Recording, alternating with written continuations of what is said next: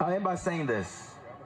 When they expelled us, they had no idea that this was going to happen. They just thought that they would go about as they do and as they always do, that they would abuse their power and there would be no resistance, that they would do something unconstitutional and we would just have to wait to seek accountability. When we say to that there comes a time where time itself is ready for a change, and that time has come to Nashville. That time has come to Tennessee. Speaker Cameron Sexton, you can either move on over or we'll move on over you, because we're moving on. And so friends, Nashville and Tennessee, we hope you join us in the People's House, because no matter what happens here today, we have a speaker who may not respect the results. So we need people to show up in the chamber and let him know that we will not allow him to stand in the doorways of the legislature like governors of the past and politicians of the past still sit in the doorways of schools challenging desegregation. We won't let him stand in the doorways of democracy anymore. And that he tried to crucify democracy, but hey, happy Easter Monday, because we are resurrecting a movement across this state. Forward together and not one step back. Forward together. Whose house? Whose house? Whose house?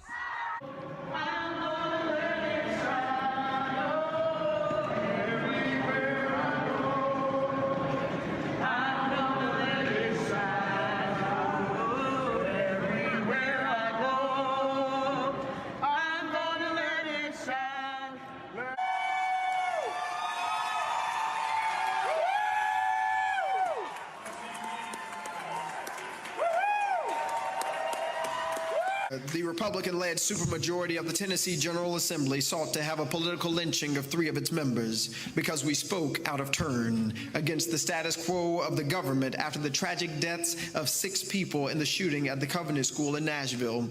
Evelyn Dickhouse, William Kinney, and Haley Scruggs were 9 years old. Cynthia Peake, Mike Hill, and Catherine Kuntz worked at the school. The shooter, Audrey Hale, was gunned down by police that day as well. Because we walked to the well of the House out of turn, resolutions were unjustly and undemocratically filed against us on these trumped-up charges.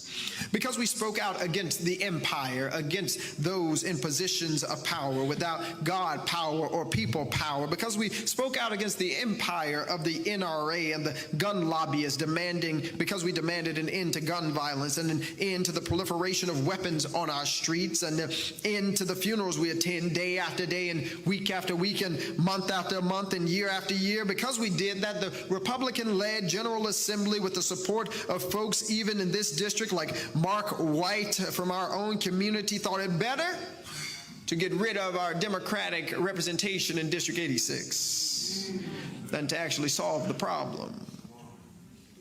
This has been a holy week. This has been a sacred week. The lesson from it is that resurrection is a promised prophecy to a persecuted people.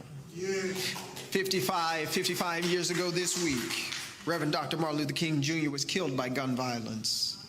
And I tell you what, his words from what he spoke just days before he was assassinated are still true. The movement lives or dies in Memphis. The movement lives or dies in Memphis. The movement lives or dies in Memphis. The movement lives or dies in Memphis.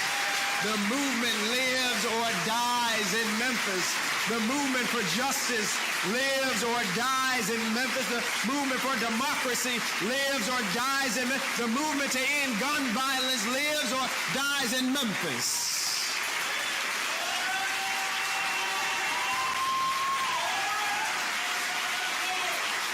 We've seen those who want to kill the movement in the Republican-led supermajority. We've witnessed one of the most historic, unprecedented, unjustifiable abuses of power by a state government against black folks and a woman. Just because we decided to own our birthright to speak up against injustice, to speak up and fight for people, including people who are no longer here. People like my own classmate, Larry Thorne, killed by gun violence earlier this year. Those people who can speak no more because we decided to elevate the voices and the hearts and the spirits of those folk. The supermajority Republican legislature decided that it was time for us to go because it was, in our opinion, time to listen. Time to listen to the demands of thousands of children and youth and teenagers asking for leaders in positions of power to do something. To pass laws that actually prevent gun violence. To pass laws that actually support communities. To pass laws that actually support youth. Ensuring to make our community safer everywhere. Well, all right. Hello, everybody. Welcome to the channel. Is my lighting okay? I just wanted to start off with I just felt like listening to some good old uplifting that show. It brought me back to when I was growing up in Beaumont, Texas, going to Mount Gilead Baptist Church on Pine Street. And they have copyrighted those little speeches and those little excerpts they did. I mean, they have copyrighted it. So, I mean, they don't strike you, but they claim that part, so I'll be removing that from the video. However, I don't mind playing it. How y'all doing? What is going on? You know, I played that because a lot of the things they were saying, you know, like people think they can just do this, do that, and not be held accountable, and the people will just accept it and not stand up. Well, the people spoke today. You remember that insurrection the people spoke today. They did. The people actually spoke today, and they had something to say. And I know you guys have heard a lot about it. by now, but he was guilty. That's a lot of counts. What, 34? What the heck? He was guilty 34 times.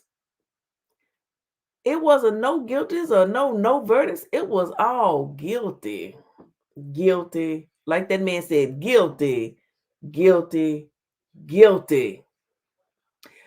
Donald Trump, who ran for office and said some of the most horrific things against people. He said he liked to grab women by the bottom and just do what he wants because he can do that. He famous. And then when he lost, he refused to leave the office. And he sent folks to charging up there on Capitol Hill to attack not only his own party, but the Democratic Party. And sometimes you have people so afraid of folks, they won't stand up to them. And a lot of those people were against what Trump was doing. I'm talking about his own Republican Party, but they were so afraid of him. They eventually succumbed. They fell. They were weak. They was like, oh, well, you can't beat them, join them. But on this day, May the 30th, 2024, you can see the state of New York versus Donald Trump. Shout out to all the New York content creators and supporters. There's so many. Now that I know a Truth is out of New York, Harlem, that is. You got John Frank, you got Nordfather. What's the girl name that does I cannot think of her name. She's friends with Joe. Is it KK? It's not KK. It's the other lady. Anyway, you got a lot of New York content creators. Shout out to New York. Shout out to New York. Look what y'all did today. Count 1, count 2, count 3, count 4, 5, 6, 7, 8, 9, and on the list goes on to 34 counts. Guilty. Guilty. Guilty. Guilty. I think I got another look. Well, he was saying guilty, guilty, guilty. I don't know if that's. Let me see if this is it. We don't build this movement. We don't build this movement. Child, guilty, guilty, guilty. If there ever was a clip for this moment, guilty, guilty, guilty. I don't know what all Trump was charged with. It was just so much he did. I just don't know what all the man was charged with. But there was 34 different things that they found him guilty of. So it was quite a bit. It was quite a bit. Let's see who's joining us tonight. Some of you may have left. It's not a lot of you. I know this type of commentary can be a little challenging for some people because not everyone is into politics and not everyone likes to talk about politics. Okay, I am a Democrat. I'm a Democrat. It is what it is. That's me. But I'm open to listening to things that the other party has to say now. I'm not just going to rock with somebody because they're a Democrat. Now, if you're wrong, you're wrong. If you started insurrection on Washington because you lost Barack Obama, I would have said, you got to go. See, Democrats don't do nothing like that there. I'm just saying. At least I haven't seen it. Correct me if I'm wrong. Hey, Alec. Hey, Follette for Life First in the building. How you doing? Josh. Hey, Josh. How you doing? Shout out to those of you that were kind enough to stop by. I appreciate it. I truly do. Okay. Hey, Bonita, you still a member. You know, we've lost a lot of memberships. I'm going to need y'all to get these memberships back up. We went through some hard times. We struggled. We went through an insurrection over here on my channel. On this main channel, we went through an insurrection. But we made it through. Hey, Philly chat. Hi, Ma. How you doing? But we still here. We still here. We smiling because we can. Because I can. Okay. 10 watching, 4 like. Y'all better like my video. Like the video. Like the video. Okay. Don't make me beg. I ain't too proud to beg. Hey. Be right back. Gone, Alec. I know you gotta scroll through these YouTube streets, honey. Go and find out what's going on and come back and tell me. Very uplifting. Wasn't it uplifting, child? I hate they copyrighted it. At first it wasn't. They went back and just copyrighted it. I started getting all these copyright claims. They wasn't striking me, but they was copywriting it. But you know, when something is yours and you created it, you can get it to where you can copyright claim it and can't nobody take it from you. Okay. They can use it, but you're gonna get paid for that video. That's another whole video I'm gonna do. I may do that on lunch tomorrow. Way to go, New York. Now it's up to the judge to do diligence. Hey, Miss Pearl, how you doing? Hey, Miss Pearl, how you doing, Miss Pearl? Trump really hates New York. Child, he finna run back to Florida. Duval. What county? He up there in around what? What he in Miami? Where is Trump standing? No, he's in Mar-a-Lago. Where the heck is Mar-a-Lago? Bams, where is Mar-a-Lago? Have you been there, Bams? Oh my goodness. Oh my goodness. Guilty and guilty. Guilty. Wasn't that? Yes, I'm not going nowhere, PP. Thank you, Miss Benita. Thank you. You know, during my Tim Norman coverage, there was so many, I had so many, you know, I had an older crowd. I don't know what, I guess they say, look, girl, we can't keep up with you. They was here for a certain thing, and it's okay. It's okay. I have the memories. Okay. I know what we did. I know what we accomplished.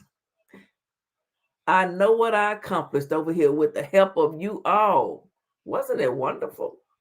And we're going to do it again. Okay. All right. So now, what video am I sharing? Let me see what I got up here.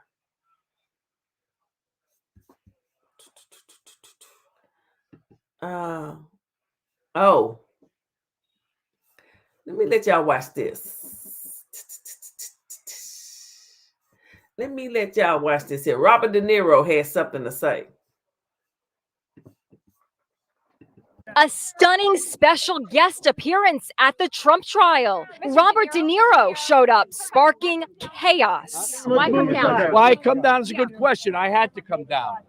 Look what's going on. Look what's going on. You have to speak out. He slammed the former president just as closing arguments were getting underway. If Trump returns to the White House, you can kiss these freedoms goodbye that we all take for granted. De Niro's remarks enraged the Trump supporters gathered here outside court. They surrounded him as he was leaving, but De Niro did not back down from what turned into a very heated war of words. You're nobody!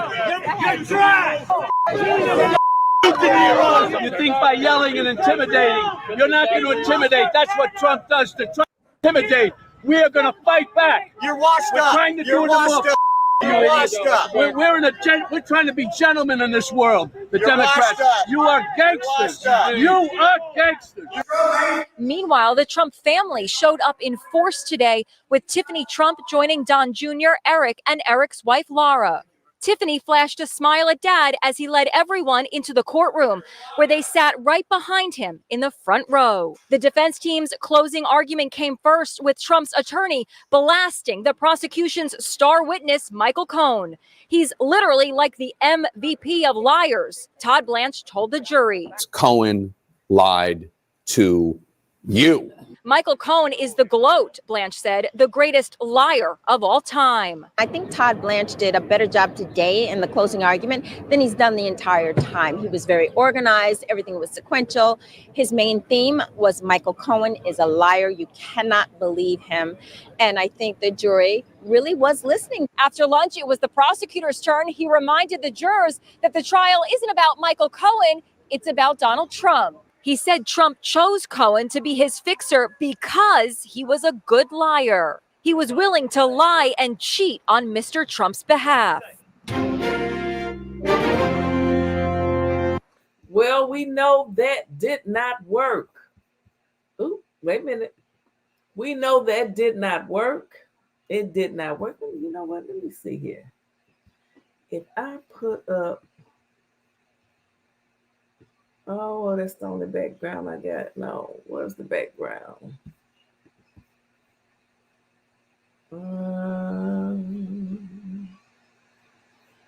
Guilty. Look, that's what they would look. They were sitting outside. They had a guilty sign. I think that's in New York. I think I see the North Father back there behind that gate. But guilty. This is what they were saying. You know, people become really passionate about politics. But I'm going to tell you, I've worked with people that different beliefs and everything. And I mean, for years, 30, 40 years. And you'd be amazed how you can, you hang out with people, you go to lunch with people. Because I'm going to tell you, when you're working at a company 5 days a week, sometimes if you're working on the weekends, you might work, and you're there 8-9 hours a day. I mean, you become close to these people, and you become it's your work family. And even though they may be, let's say, of one party, you may be of another, people are still kind and humanized.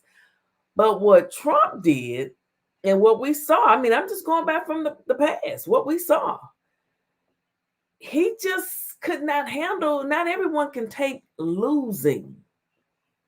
And he refused to just treat the other party as humans. And he wouldn't have cared if they'd have destroyed the entire Washington, D.C. and maybe the entire DMV at that point. You all saw it. You know what happened. I mean, I'm just giving you a little backstory, but you saw what happened. All right, now we're going to go ahead and review a little bit of what was discussed today after the let me see if I can find it. Let me see if I can find it.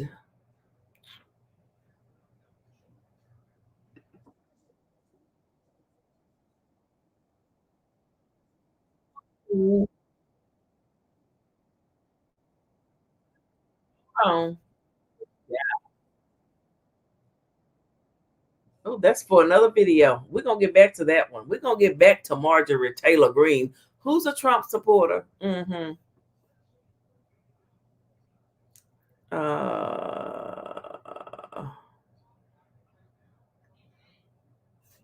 on. I got to find it, y'all. Okay. All right, let me get it together. Y'all see, I haven't done videos like this in so long. I got to get myself together. I got to get it together. Okay. I got to get it together. Let's see what they're going to say here. They're going to start this up. We're going to watch a little bit of this. Which is about a minute ago. And if you don't know who I am Katie Phang from MSNBC, where we thought that the jury was going to work until 6. Then we got notification from Judge Merchan that they were going to be leaving at 4:30. But then right before 4:30, Judge Merchan enters and says that he got a note from the jury and that they were having a verdict and that they needed 30 minutes to be able to fill the forms out. So there is a verdict in the People of New York versus Donald Trump, his election interference trial. The jury has been entering the courtroom. They're being seated right now. The only Trump family member is Eric Trump. He's the only one inside the courtroom right now. Election interference. So, do you all think that Donald Trump interfered with the election in any way? Do you think that Donald Trump interfered with the election in any way? I'm going to tell y'all something. Donald Trump wants to just be a dictator. He just wants to run everything. That's my opinion, and I have a right to my opinion. I have family members that voted for Donald Trump. I do. I still love him. People have a right to their opinion. See, some people can be like, oh, well, they voted for Donald Trump and, not wish their world to end and hate him. But on the other side, if you vote for the opposite, they can't handle it. Literally. Okay, let's get back to it, honey. Let's get back to the video. Now, prior to Judge Merchan announcing that there was a verdict, the mood at the table for Donald Trump with Todd Blanche was rather jovial, but now there is a very somber mood. There is some very glum looks on behalf of the defense. The prosecution is a little bit inscrutable in terms of what they're looking like, but we are waiting for more of an update. And as soon as we get it, we'll let you know. But just wanted to refresh your recollection. The jury in this case began deliberations yesterday. And so they've been deliberating for about 9.5 hours. They began yesterday. They recessed in the early afternoon around 4:30 or so. They came back this morning at 9:30. Judge Merchan read back 4 excerpts of testimony, 3 involving David Pecker, 1 involving Michael Cohen. The judge also read pages 6 through 35 of the jury instructions that did include the first count, which is all of the counts. Recall, this is a 34-count felony indictment. Each count is falsification of business records in the first degree. So the jury instructions were reread to the jury. And what was really important about that is it described the legal intent that Donald Trump had to have in this case. And it talked about the certain elements of the crime. And that is the reason what I think the jury was able to apply the facts to the law. The testimony readback was also important. The jury asked for excerpts pointedly dealing with the 2015 Trump Tower meeting between Donald Trump and Michael Cohen and David Pecker. Remember, this is 2015. This is before the 2016 election. And this is when I call it the original. I remember they had that meeting at his hotel or whatever that place is in New York. Well, they was just doing a lot of crooked things. But I'm going to tell you something. One thing about time, one thing about your past and time, it'll catch up with you. Sooner or later, it's going to knock on your door. You might not want to answer it, okay? You might get a phone call or you might get a knock. Don't answer it. Just keep it moving. Keep it moving. Original sin occurred. The scheme was hatched to do catch and kill. The National Enquirer would go and get rid of the negative stories so that Donald Trump could be okay and not have that negative press. The National Enquirer would also promote negative stories about Donald Trump's opponents. And at that 2015 Trump Tower meeting, the excerpts of which from the testimony from David Pecker and Michael Cohen was read back to the jury this morning, Pecker, Cohen, and Trump agreed that they would do this catch and kill conspiracy. They would make sure that none of this bad news came out, and Donald Trump participated in that conversation. This is one of the only times that Donald Trump himself was present and accounted for when it came to the conspiracy itself. And so that's why the focus by the jury made a lot of us believe that a verdict was going to come back quickly. But a lot of us didn't think it was coming back this afternoon once we had heard that the jury was supposed to be excused at 4:30. Now, we are waiting for an actual... I think the OJ jurors, what they deliberated for about 8 hours or so. This jury went about 9. You can sometimes, and these attorneys are smart, and these prosecutors, they know when it's coming back like that, they pretty much know which side it's going to go for. And they deliberated, what she said, 9 hours. And the questions that they ask, they pretty much knew. Here we go. Judge Merchan has indicated to the members of the public and the media, and more importantly to criminal defendant Donald Trump, you may be seated. And he's now asking, do all of the parties stipulate that all of the parties are present and properly seated?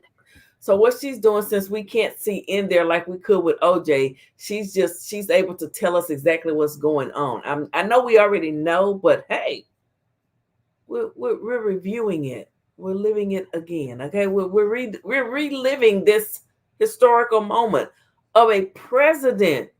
No other president that I know of. They thought it would be Barack Obama. Barack had to walk a straight, narrow line, and he did it, and he did it well.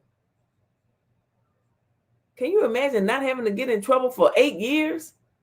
God, dog, that's a long time. I couldn't have made it. That's a requirement that the judge has to do to make sure that the parties on the record agree that everything is going accordingly.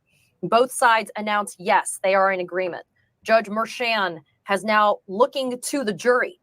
Jurors, we received a note from you at 4:21 p.m. And so Merchan is now talking to the jury. He's telling this jury, without telling me what your verdict is, has the jury, in fact, reached a verdict? And we're going to hear from the foreperson. Remember, that's juror number 1. The first juror who was selected is the foreperson. Okay, so she's just going over what we already know, but the Ankh Spirit says a sad day for America. Trump 2024. I wonder if that's your real picture, if you're the real person. I doubt that it is. I'm going to say that I doubt that it is. If anyone has any, if you would like to say anything about this, you know, if you want to come up here and rep your man, if you want to come up here and rep Donald Trump, come rep him. I ain't never scared of a little debate. I'm going to drop the link. I'm going to drop the link, and then I'm going to pin it. All right, let's get back to what we was doing. The clerk has asked the foreperson to please rise. The foreperson has risen and is now responding to Judge Merchan, saying, yes, we have a verdict. That's juror number 1, the first juror that was selected in jury selection. He is the foreperson in this jury. During deliberations, we didn't really know what was going on behind the scenes. Deliberations are intentionally kept calm. Yeah, look, I've been a juror several times, and I have had some heated deliberation debates. Guys, when I tell you, people get intense. This one man told me, well, what if he gets out and does this to your child? I'm like, I mean, people will say anything when they truly believe in what they are fighting for. And you know me, y'all know, if you know me from watching me on YouTube, you know I wasn't going. I'm like, what you say? And let's just say that my verdict that I was fighting for won. Okay. And I'm gonna tell you, when we walked back into the courtroom, the attorney for the defendant knew that we had found in her defendant's favor. I walked back in there smiling. And I think they knew what team I was on. I think they know the jurors. They pick certain jurors for a reason. They do. But I dropped the link in case you wanted to come up here and say something about Trump, but I don't think that's really you. I don't think that's really you. See, me, I don't mind showing myself and coming up and I'm going to stand up for what I believe in. Because we have, this is America. We have a right to freedom of speech. I'm not harming anybody, okay? Confidential. They're intentionally, we don't know what's happening, but now we're going to find out what the verdict is. This is going to take a little bit of time, folks, the reading of the verdict form in this case. Why? Because there are 34 counts. Alex. And even though they're the same felony charge, they deal with different things, vouchers, checks, and invoices. And so basically, you're going to get 34 different verdicts. I mean, it sounds kind of weird, but for each of the counts, you're going to hear guilty or not guilty for each of the counts. And also keep in mind, we haven't received a note or indication from the court. Okay, we just got it in. Trump is guilty. Trump is guilty of falsifying business records. In the first degree, he's guilty. Now, if that's the case, we should reasonably anticipate he is guilty of everything. But that's only one count right now, ladies and gentlemen. So right now, count one. Trump has been found guilty of falsification of business records. He's been found guilty of all of the charges. Can I get confirmation, please? That's what we have.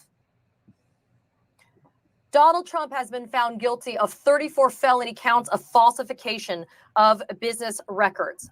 Ladies and gentlemen, that is what is happening right now. The jury has returned a verdict of guilt as to all 34 of these felony counts. And if you think about it, it took them 9 hours and about 30 minutes to be able to reach this verdict. And the fact that he's guilty of all 34 felony counts is remarkable. Now, a lot of you have asked, go ahead. I'm sorry, go ahead. We've got Glenn Kirshner who's going to come in now. He's going to be a part of the conversation. Glenn, my friend, thank you for being a part of this historic moment with us right now. I want to get your immediate thoughts. Guilty, all 34 felony counts. Katie, I'm happy to be with you at this historic moment.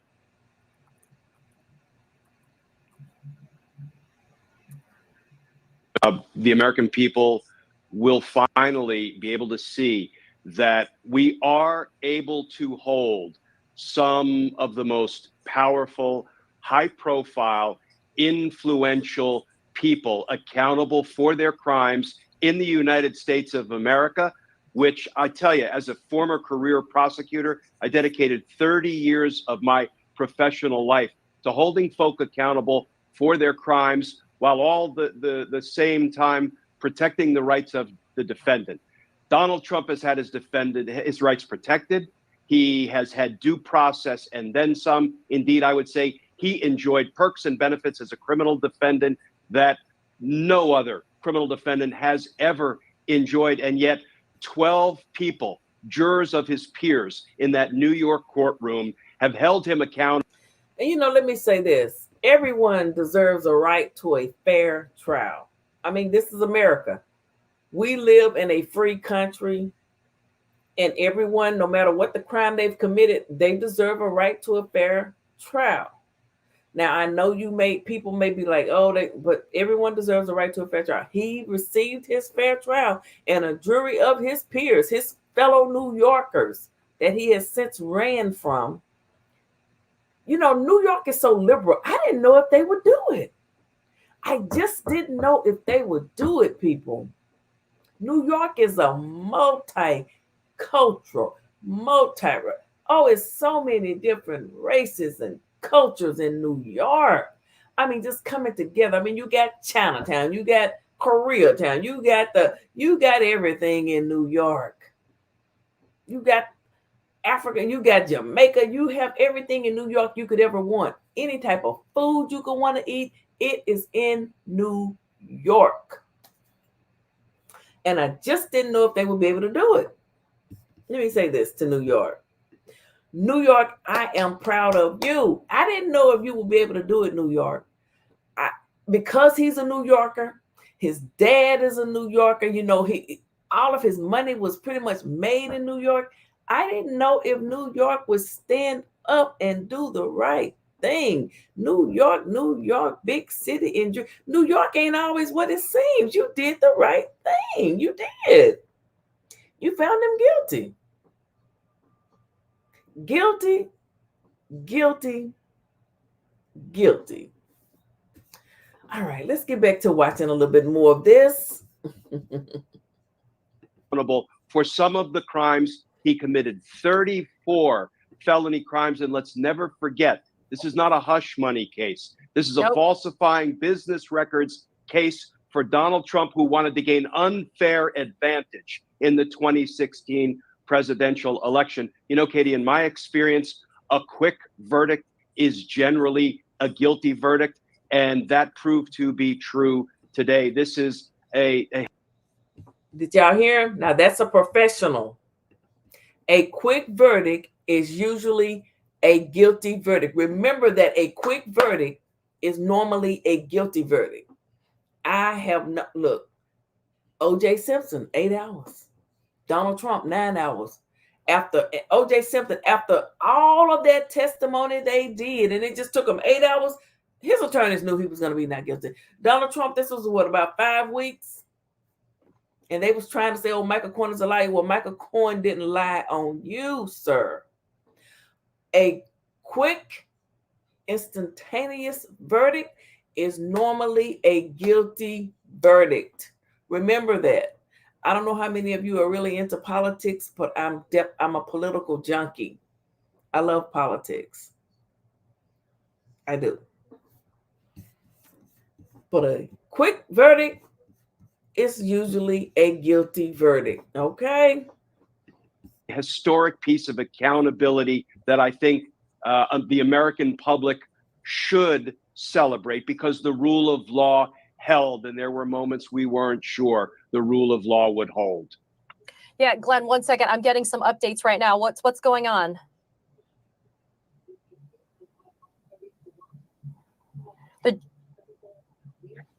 Gotcha. Glenn, the jurors have been polled. Each of them has been polled, and they have all agreed with the guilty verdict as to all counts. Glenn, explain to our viewers who are tuning in right now why the polling of the jurors has actually occurred at this time. You know, Katie, polling the jurors individually is so important, because the last thing anybody wants is for a majority of the jurors to have silenced or overridden a minority of the jurors, even one juror. If, for example, there was a holdout for not guilty, the last thing we want to see is for 11 jurors to run roughshod and impose their will on that one holdout. I have had polls where you don't want anyone imposing their will on you. Let's say brainwashing you. Just coming out here repeating the same thing over and over and over and daily, the same thing over and over, brainwashing you. That is overpowering their will on you. You got to stand up and believe in what you believe and fight for your rights. If you're ever a juror, make sure that you hold out on what you believe in. I've been a juror several times. You don't have to I don't care if when they take that initial poll, if you're the only one that says not guilty and everybody else is guilty, you don't have to fold. You get your chance to convince them as to why you're voting the way you're voting. Do not yield. Do not yield. Let's listen. The jurors, after they announced a guilty verdict, backed up a little bit and said, Your Honor, I'm not quite sure. The judge would stop dead in his or her tracks and say, then I'm directing you to return and deliberate and see if you can reach unanimity. But it sounds like the jury sailed through this poll. Yeah. All 12 jurors agreed that Donald Trump was guilty on all 34 felony counts beyond a reasonable doubt. And now that the poll has been entered and accepted by the judge, Donald Trump is a convicted felon, albeit we have to await sentencing, because a conviction only becomes final when a sentence is entered. Okay. Can a convicted felon be president of the good old United States of America? Can a convicted felon be president of the United States of America? Could Barack Obama, a convicted felon, be president of the United States of America? I'm gonna want y'all to think about that. Could Barack Obama be president of the good old US of A as a convicted felon? I'm just asking for a friend. So, Glenn, I'm going to get everybody up to speed. The jury has been polled. The jury foreperson spoke in a firm voice when he delivered guilty on all counts. Trump's demeanor, he's been looking down at the table. You can tell that Donald Trump is upset. Eric Trump looking angry. Alina Habba texting. Kind of not surprised, huh, Glenn? Trump has looked over at the jurors when they were confirming that it was their individual verdicts. Judge Bershon thanking the jurors for taking such a long time away from their families. After he polls the jurors, he tells them, and Glenn, this is an important thing I want you to talk about.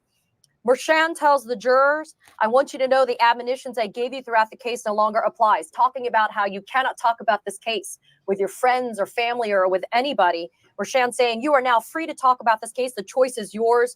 Mershon saying, I'd like to meet with you in the jury room, please, to personally thank you. I'm not going to be permitted to discuss your deliberations, but I would like to get some feedback from you. And he's saying this to the jury, Glenn. I'd like to know what we did right and what we didn't do right, and what we could do differently. So, Glenn, the jury has now been excused. Now, I want to add a little bit of color from inside the courtroom, especially for our viewers that are tuning in. Every single juror, Glenn, had to walk in front of Donald Trump as they exited the jury box and they left the courtroom. So, talk about what just happened with the thanking. And you know, Donald Trump was probably like this here. You know how he looked. You know, sometimes your luck just runs out. It just runs out. You've been rough riding and rough shotting and overpowering people for so long. Your luck gonna run out. Every dog got his day, but a dirty dog got 2 days. Every dog has his or her day. But a dirty dog gonna have 2 of them, in my opinion. Okay, so wait on your day. Of the jury and the fact that they now can actually speak to the public if they want to. Yeah, so a judge, in my experience, after every single trial, whether the trial results in a guilty verdict, a not guilty verdict, or if the jury can't reach unanimity and a mistrial is declared because they are hung, in every single case over the course of my career, the judge would thank the jurors for their service. This is a citizen-driven process, and it's not about the outcome. It's about the process, the fairness of the process, the integrity of the process. And jurors sacrifice mightily their personal lives, their usual course of their family business day to day. And it is a real sacrifice. I also believe it's not only a responsibility to serve if you are summoned to jury service, it's a privilege. Judges often tell jurors this. I agree. I love jury duty, and I'm waiting on them to. I vote in every election. I don't know why they haven't called me back to be another juror again. I love being a juror. I love the experience. I love the debate. I love it. And you need diversity on any. You need diversity.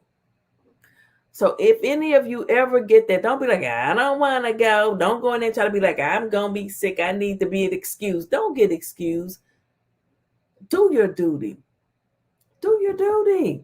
Some people literally don't vote because they think they're going to be called for jury duty. Oh, my goodness.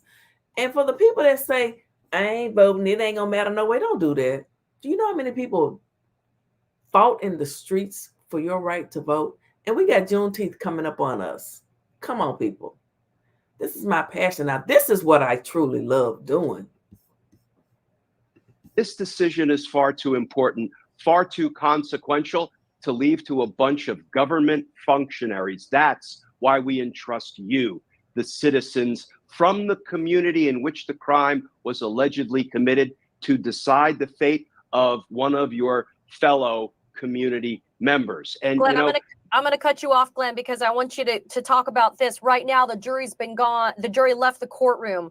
Now, Todd Blanche is up for Donald Trump, Glenn, arguing for a motion for an acquittal. Blanche arguing, there is no basis, Judge. There is no way that this jury could have reached a verdict. There is no reason that the court should allow this verdict knowing, and listen to this, Glenn, because you're going to get upset too. This makes me upset. There is no reason that the court should allow a verdict knowing that Michael Cohen committed perjury, suggesting to Judge Mershon that he allowed or he suborned perjury from the witness stand. Judge Mershon responding, I am sure that you misspoke, Mr. Blanche, when you said knowing Mr. Cohen was committing perjury. Blanche continues to say, there is no reason that the court should allow this verdict to stand. There was no evidence.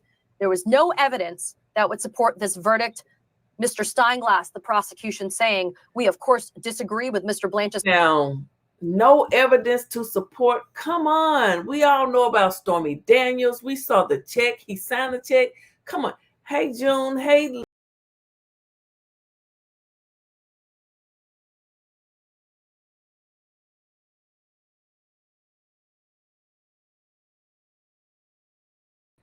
child, I just knocked myself all the way out. I don't know what button I hit, but let me see if I can get everything back in order here. Let me get everything back in order. Okay, I'm back. And just like that, I'm back. Let me just play the video. Let me play the video. Characterization of Michael Cohen's testimony. Judge Merchan saying your motion is denied. Todd Blanche now asking Glenn, we'd like a date mid to late July for sentencing. The reason, are you ready, Glenn? The reason that Blanche tells Judge Merchan for a sentencing date mid to late July is, quote, President Trump faces other charges in other cases. There is a case in Florida, etc. And he talks about his Florida case, and the prosecution says, look, standard adjournment is 6 weeks. We don't oppose a date in mid-July. Sentencing date, Glenn, we now have July 11th for Donald Trump. Talk about that motion for acquittal and why it was,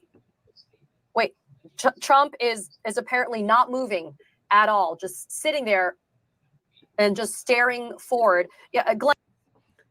Oops. And I want to go back to that motion for acquittal. Why was it denied, Glenn?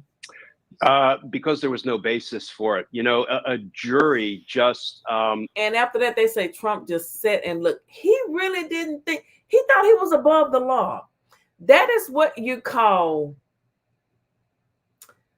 The word slips my mind right now. But he thought he was above the law. Privilege. He thought he was too privileged to ever be found guilty. And in New York, that's where he was born and bred all his life. New York. His dad come on, people. He never thought New York would find him guilty. Now, Florida, down there by Mar-a-Lago way out, it depends on which county. Now, if he go to Duval, he's going to be guilty. But I don't know what county he's going to be tried in. Then he's got to, does he have to go to Michigan too? Maybe UP and Michael will be on the jury. Who knows?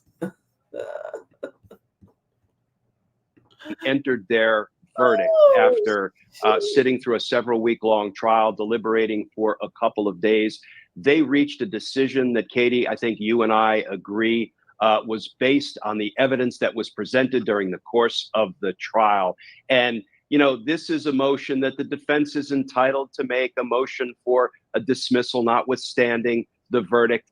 These motions are virtually never denied, never granted. I think I've seen one granted in my years as a prosecutor, but I don't fault Todd Blanche for making it. I do fault him for suggesting that Judge Merchan knew something had gone wrong in the courtroom by way of Michael Cohen committing perjury. And I think that's why you heard Judge Merchan push back. Let me tell you, Katie, I'm a little surprised Judge Merchan didn't say, you know what, I'll order a briefing schedule. I'll give you a week to file your brief with your best arguments as why I should now override this jury's verdict. But you know what? I think Judge Merchan sent a message loud and clear, and it was within his judicial discretion to do so. Yes. I've seen the evidence. I've evaluated it. Denied. So we got also this, Judge Merchan tells the parties, please file your motions no later than June 13th, which is 2 weeks from today. Judge Merchan asking the prosecution, what is the defendant's current bail status, which is interesting as well. Joshua Steinglass saying there is no bail. Obviously, we know that he's out on his own recognizance. At 5:17 p.m., just 1 minute ago, Glenn Kirshner, former President Donald Trump, now, convicted, but we don't have an actual adjudication of guilt yet. But I am colloquially going to say, Glenn, convicted felon Donald Trump at 5:17 p.m. has now walked outside of the courtroom. I want to ask you, Glenn, you know, do you think it's fair that somebody who's just been convicted of 34 felonies gets to walk out of a courtroom? No. You know, this is in essence a white collar crime. Now, I don't care, but 34 of them, 34 white collars, sooner or later, they're going to become black collar. Okay.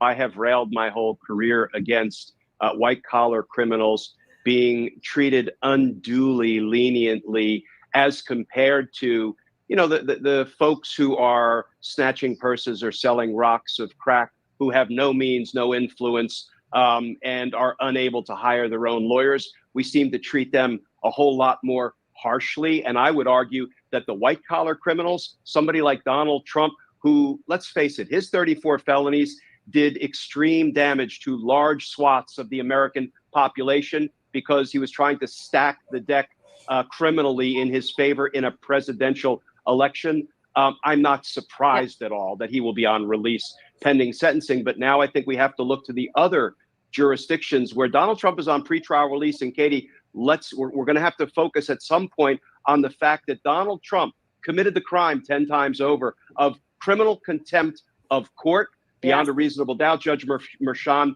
found he had committed those crimes. Guess what? Those are violations of his pretrial release in his other cases. So I think we should be looking for show cause orders in his other cases. Gotcha. And Glenn, we're going to bring in Tara Setmayer at this time. Tara, a historic moment and one that we don't celebrate because. Okay, so what I'm going to do now is stop that and then go over here for a minute. And I'm only going to do an hour because I got to go to work in the morning and I'm working 10 hours tomorrow. We're going to listen to what Donald Trump had to say after he was convicted. Okay. Mr. Trump, what do you have to say to the American people? Mr. Trump, how does it feel to be convicted of felony? Are you worried about going to jail? This was a disgrace. This was a rigged trial by a conflicted judge who was corrupt. It's a rigged trial, a disgrace. They wouldn't give us a venue change. We were at 5% or 6% in this district, in this area. This was a rigged, disgraceful trial. The real verdict is going to be November 5th by the people. And they know what happened here, and everybody knows what happened here. You have a Soros-backed DA, and the whole thing. We didn't do a thing wrong. I'm a very innocent man, and it's okay. I'm fighting for our country. I'm fighting for our Constitution. Our whole country is being rigged right now. This was done by the Biden administration in order to wound or hurt an opponent, a political opponent. And I think it's just a disgrace. And we'll keep fighting. We'll fight till the end and we'll win because our country's gone to hell. We don't have the same country anymore. We have a divided mess. We're a nation in decline, serious decline. Millions and millions of people pouring into our country right now from prisons and from mental institutions, terrorists, and they're taking over our country. We have a country that's in big trouble. But this was a rigged decision right from day one with a conflicted judge who should have never been allowed to try this case, never. And we will fight for our Constitution. This is long from over. Thank you very much. Why should voters vote for convicted felons? Are you going to drop out? You believe in the rule of law? You trust the jury? Are you worried about your protection right? Are you worried about jail?